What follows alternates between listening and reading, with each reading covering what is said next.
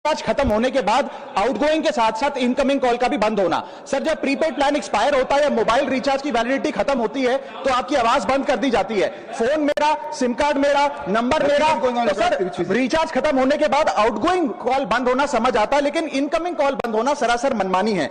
Sir हमारा mobile number आज हमारी डिजिटल पहचान बन चुका है।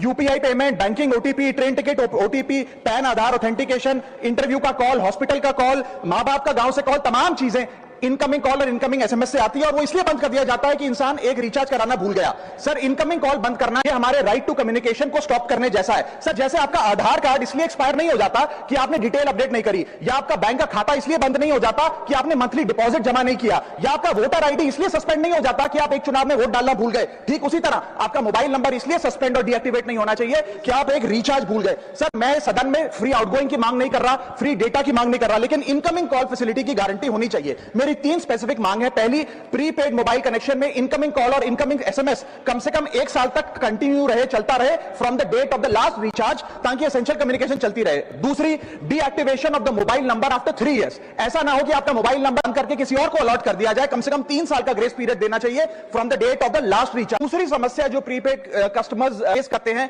वो है टेलीकॉम ऑपरेटर का 28 दिन का मंथली रिचार्ज। साल में सर महीने 12 होते हैं, लेकिन 28 दिन की रिचार्ज के माध्यम से 13 टाइम्स रिचार्ज कराना पड़ता है। कैसे सर? 28 दिन into 13 times is equal to 364 days. ये एक बड़ी क्लेवर स्ट्रैटेजी है जिसके चलते आपको फीलिंग 30 दिन की देते हैं, लेकिन आपसे डीलिंग 28 दिन की करते हैं।